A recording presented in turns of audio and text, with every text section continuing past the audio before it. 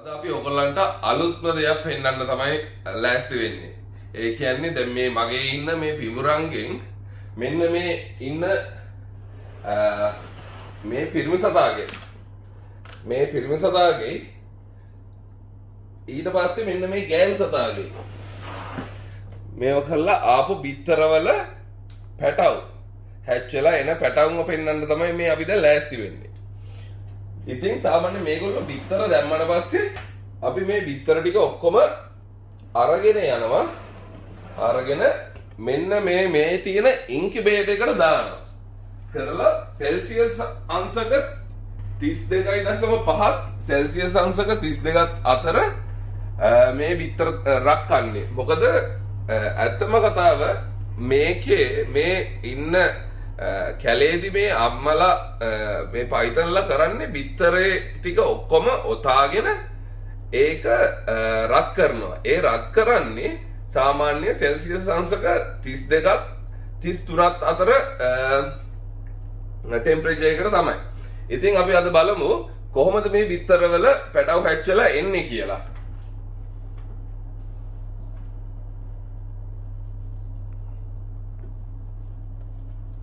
ඔයගලන්ට පෙන්නන්න දැන් මම මේකේ තියෙන ගොඩක් ඒවල බිත්තර කටුව ගොඩක් අයින් කරලා තියෙන්නේ. ඉතින් මේක මේ දැන් දවස් එකමාරක් තිස්සේ මේගොල්ලෝ මේ බිත්තර වලින් කඩාගෙන පැටව එළියට එනවා. සාමාන්‍ය පැටව එළියට එනකොට මෙන්න මේ වගේ තමයි ඇවිල්ලා මේ පැටව ඔක්කොම එකතු වෙලා ඉන්නේ. මේව ඔක්කොම ටික එකට ගුලි වෙලා මේ විදියට ඉන්නවා. මෙතන ඔක්කොම පැටව් 26 දෙනෙක් ඉන්නවා. බිත්තර 26කින් පැටව් 26ක් ඇවිල්ලා තියෙනවා.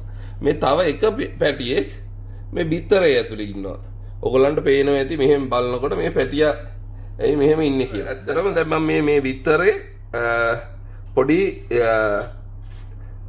පොඩ්ඩක් ඕපන් කරලා තින්නේ. ඒ ඕපන් කරලා තියෙන්නේ මේ පැටවුන්ට සමහරක් පැටවුන්ට මේ බිත්තරේ කඩාගෙන එළියට එන්න බෑ. ඉතින් ඒගොල්ලන්ට සර්වයිව් වෙන්න chance එකක් විදිහට තමයි මේ බිත්තරේ අතර කපලා තින්නේ. එතකොට ඒගොල්ලන්ට එකකින් එළියට එන්න පුළුවන්. දැන් අන්තිමට ඉතුරු වෙලා තියෙන්නේ මේ පැටවුන්ගේ මෙන්න මේ බිත්තරේ විතරයි තාම පැටිය එළියට එන්න. දැන් ඉතින් මම කරන්නේ මේ බිත්තරේ සාමාන්‍ය මෙහෙම කරලා මේකට මේ සර්ජිකල් කතුරකින් හිමීට බිත්තරේ මෙහෙම අරිනවා.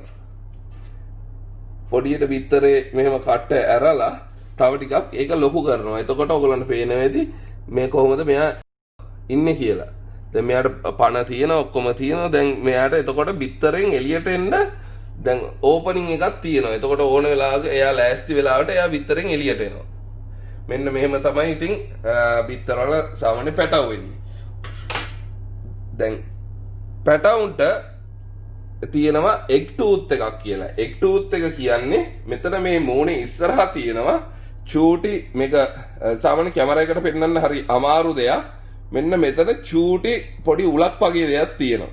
ඒගොල්ලෝ පළවෙනි හැව අරිනකොට මේකත් හැලිලා යනවා. මේකෙන් තමයි මෙන්න මේ මෙතන තියෙන මේකෙන් තමයි සාමාන්‍ය ඒගොල්ලෝ බිත්තරේ කපන්නේ. සමහරක් අයගේ මේ එග් ටූත් එක කියන එක නැහැ. එග් ටූත් එක නැතුව තමයි ඉපදෙන්නේ. එග් ටූත් එක නැතුව ඉපදෙන අයට බිත්තරේ කපාගෙන එළියට එන්න බෑ. ඉතින් එහෙම වුණාම මේගොල්ලෝ බිත්තරේ ඇතුළෙම මැරිලා යනවා.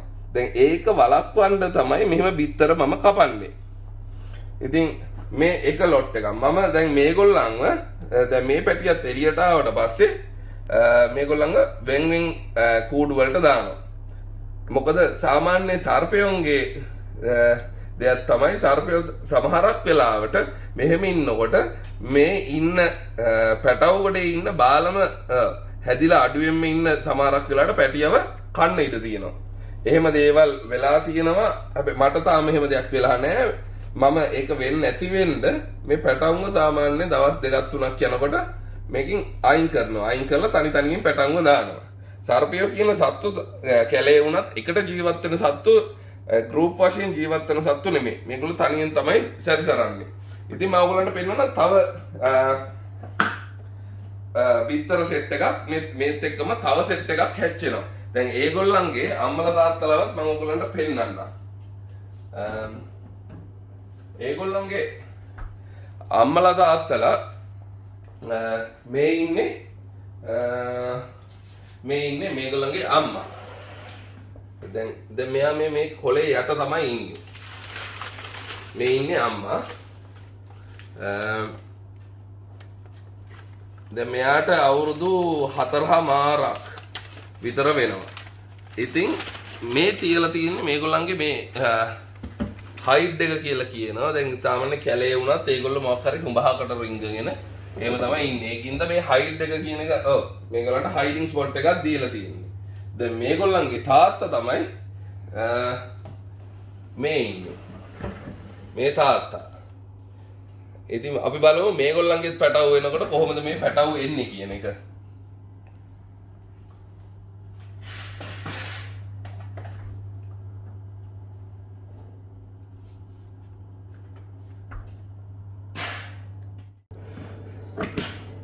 දැන් මේකෙත් ඒ අර දැන් දෙවණියට පෙන්නපු අම්මගේ තාත්තගේ පැටව මේ තියෙන්නේ මේ පැටව බිත්තරේ එළියට ඇවිල්ලා මේ හිස් බිත්තරේ දැන් ඔයගොල්ලෝ දන්නවා ඇති සර්ප බිත්තර වලට තියෙන්නේ සොෆ්ට් ෂෙල් එකක්. ඒ කියන්නේ කටුව එබෙන කටුවක් තියෙන්නේ. මේ සාමාන්‍ය කුකුල් බිත්තර, තාර බිත්තර වගේ නෙමෙයි මේ එබෙන බිත්තර කටු තමයි තියෙන්නේ. මේකෙත් මේ පැටිය එළියට ඇවිල්ලා තමයි ඉන්නේ දැන්.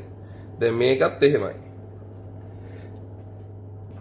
මේ ඉන්නේ බිත්තරකින් පැටියෙක් එළියට එන එකක්. මේගොල්ලන්ට පේනවා ඇති මේ ඔළුව එළියට තියාගෙන බලන් ඉන්නවා. දැන් කොහෙලා හරි ඒක රෙඩි වුණාට පස්සේ බිත්තරෙන් එළියට එනවා. මෙයත් එහෙමයි. මෙයත් මේ බිත්තරෙන් බලාගෙන ඉන්නවා එළියට එන්න. දැන් ඒක රෙඩි වුණාට පස්සේ බිත්තරෙන් එළියට එයි. දැන් තාම මෙයා රෙඩි නෑ බිත්තරෙන් එළියට එන්න. තාම ඔයගොල්ලන්ට පේනවා ඇති මොකද්ද මේ කියලා. මේගොල්ලෝ බිත්තරේ කහමදය සම්පූර්ණයෙන් උරා ගන්නවා. ඒගොල්ලන්ගේ දැන් මෙන්න මෙතනින් මම පෙන්නන්නම් ඕගොල්ලන්ට මේකෙන් මේ කහමුදේ ඔක්කොම බඩ ඇතුළට උරා ගන්නවා. ඒක තමයි ඒගොල්ලන්ගේ පළවෙනි කෑම ටික. ඉතින් එහෙම උරාගෙන එතකොට ඔයගොල්ලන්ට පේනවා ඇති මේ ටික මහත් වෙලා තියෙන මේගොල්ලන්ගේ පළවෙනි කෑම ටික තමයි මේ කහමදේ. ඒගොල්ලෝ ඒක සම්පූර්ණයෙන් උරාගෙන මේව කළා තමයි එළියට එන්නේ. තව පැටියෙක් පෙන්නන්නම්. බලන්න මේ පැටියා. දැන් ඔයගොල්ලන්ට පේනවා ඇති මේ කෑම ටික අර මේ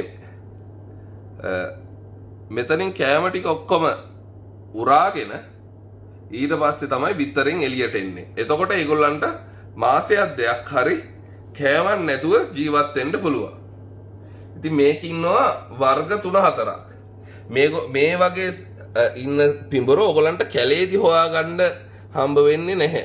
මේවා කැලේදී නැහැ. මේ අනිත් එක මේ කැලෙන් අල්ලලා ගෙනාපු සත්තුත් නෙමෙයි. මේගොල්ලොන්ව පරම්පරා ගානක් මිනිස්සු ගාව ඇති කරපු සත්තු තමයි මේ කියන්නේ. දැන් මංගාව ඉන්නේ දැන් පරම්පරා 10කට විතර පස්සේ.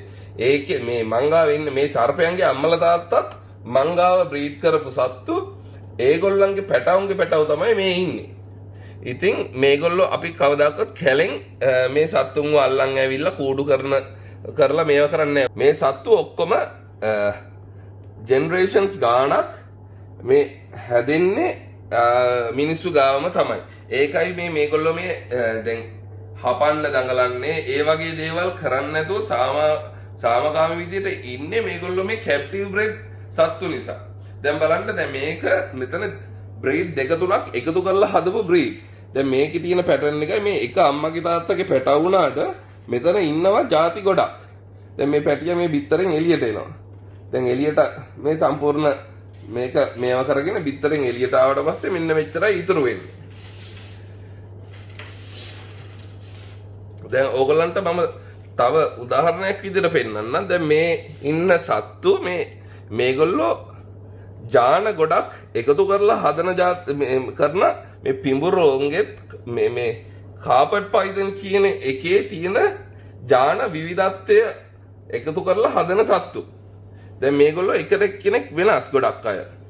ඒ හේතුව මේව ඔක්කොම එක අය ජාන ගොඩක් එකතු කරන ඉඳ. මම තවත් දවසක ඔයගලන්ට මේ ජාන විද්‍යාව මේ සත්තුන්ට කොහොමද මේ ජාන විද්‍යාව අපි හිතන මේ ඇල්බීනෝ එතකොට ලංකාවේ කියන විදිහට ඇලි මිනිස්සු ඒ වගේ කොහොමද එතකොට තව දෙයක් දැන් සමහරක් අයගේ කොණ්ඩේ දුඹුරු පාටයි සමහරක් අයගේ කොණ්ඩේ කළු පාටයි. ඒ වගේ දේවල් වෙන්නේ අපි හිතන්නේ නැතුණාට ඒක ජානවලින්. ඉතින් අපි මං හිතන් ඉන්නවා ඔයගලන්ට තවත් එපිසෝඩ් එකක් කරන්න මේ මොකද්ද මේ සත්තුන්ට කොහොමද ජාන විද්‍යාව එකතු වෙන්නේ කියලා. ඉතින් අපි ජාන විද්‍යාව එකතු කරගෙන එහෙම එපිසෝඩ් එකක් තව දවසක අපි කරමු. ඉතින් අද අපි මේ එපිසෝඩ් එකකින් දැන් සමුගන්න කියලා තමයි ලෑස්ති වෙන්නේ.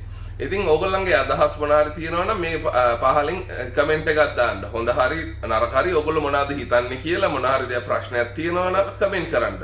ඉතින් අපි ඉස්සරහට හිතන් ඉන්නවා තවත් මේ වගේම අලුත් දේවල් ඕගොල්ලන්ට දකින්න නොලැබෙන දේවල් අපේ channel එකෙන් අරන් එන්න. ඉතින් අද අපි ඔබෙන් සමුගන්නවා. Thank you.